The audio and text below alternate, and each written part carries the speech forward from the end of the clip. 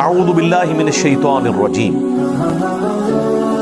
کیف یکون للمشرکین عہد عند اللہ وعند رسولہ. یہ وہی کانٹیکسٹ چل رہا ہے. کیوں کر ہو سکتا ہے مشرکین کے ساتھ کسی قسم کا عہد اللہ اور اس کے رسول کا؟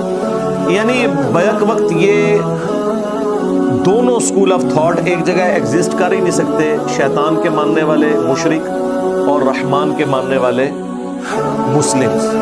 اللہ اور اس کے رسول کا کیوں کر عہد ہو سکتا ہے؟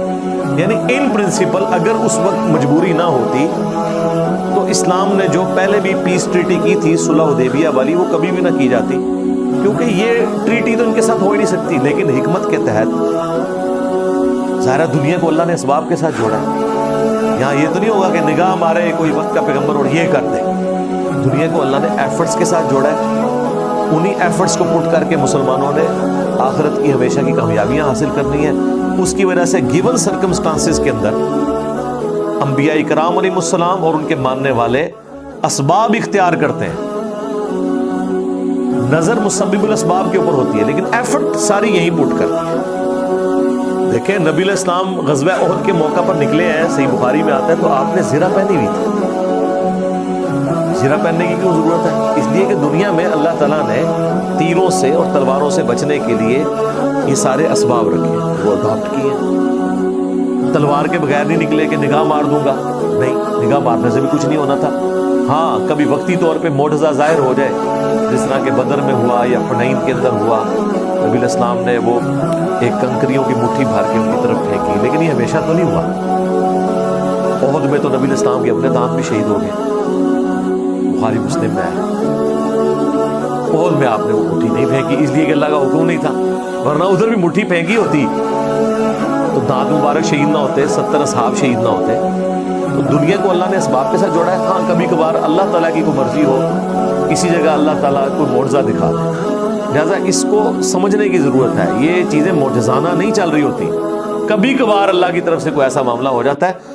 لہٰذا یہ جو ڈاکٹر اقبال کا شعر ہے نا، آج بھی ہو ابراہیم سا ایماں پیدا تو آگ کر سکتی ہے انداز گلستان پیدا، یہ جواب شکوہ کا. مسلمان اس کو لے کے بیٹھے ہوئے ہیں کہ شاید آج بھی کوئی ایسا کوئی معجزہ ہو جائے گا. نہ آج ابراہیم جیسا ایمان پیدا ہونا ہے اور نہ معجزہ ہونا ہے. میں تو اس شعر کو اس طرح سمجھتا ہوں کہ نہ ابراہیم والا ایمان ہونا ہے تو نہ آگ گلستان ہوگی. دیکھیں صحابہ کرام تو رومن امپائر کی بیٹل فیلڈز کے اندر تیل کے کڑاؤں میں ان کو جلایا گیا ہے، وہاں تو ان کے لیے آگ ٹھنڈی نہیں ہوئی ہے. یہ ایک ہی معجزہ تھا، ہو گیا.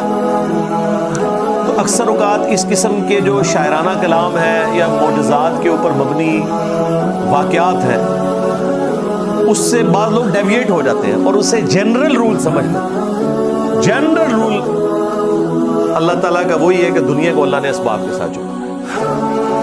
غزوہ خندق کے موقع پر نبی علیہ السلام نے بھی پتھر باندھے ہوئے، فاقے کی تکلیف کاٹنی پڑی.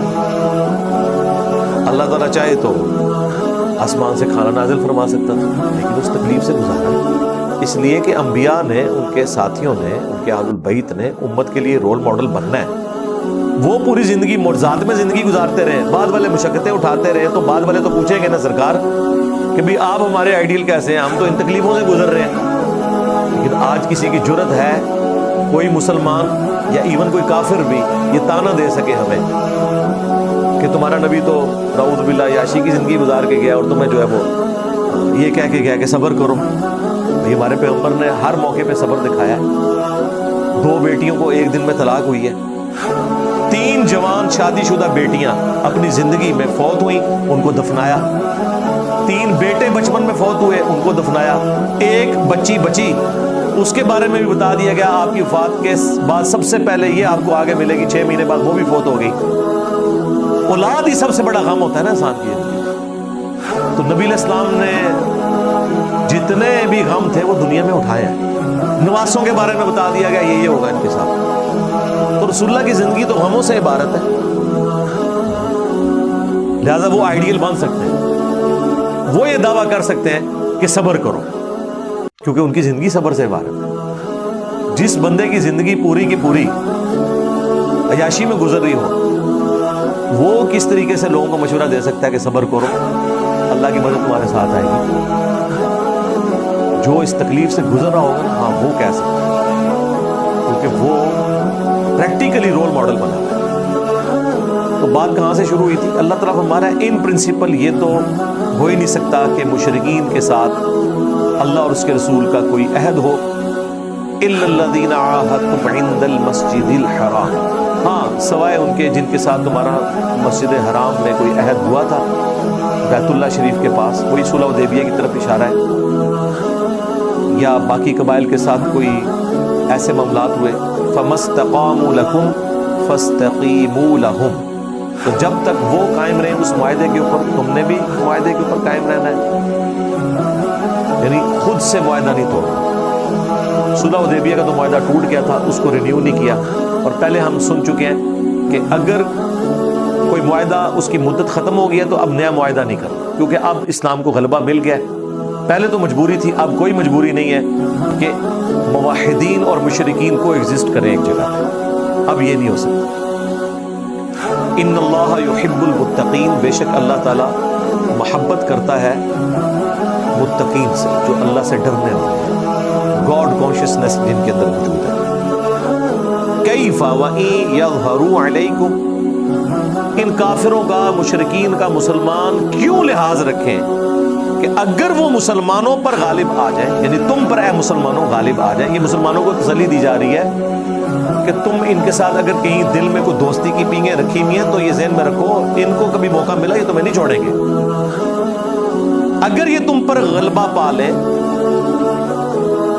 لا يرقبوا فیکم الا ولا ذمہ، تو تمہارے بارے میں نہ کسی رشتہ داری کا خیال رکھیں گے نہ کسی عہد کا، یعنی اگر ذرے سے تم ڈھیلے پڑے، انہوں نے معاہدہ اپنا پورا نہیں کرنا، اور نہ انہوں نے دیکھنا ہے کہ چلو یہ دین بدل لیا اس نے لیکن ہے تو میرا رشتہ دار ہے، نہیں، یہ چڑھ دوڑیں گے تمہارے اوپر۔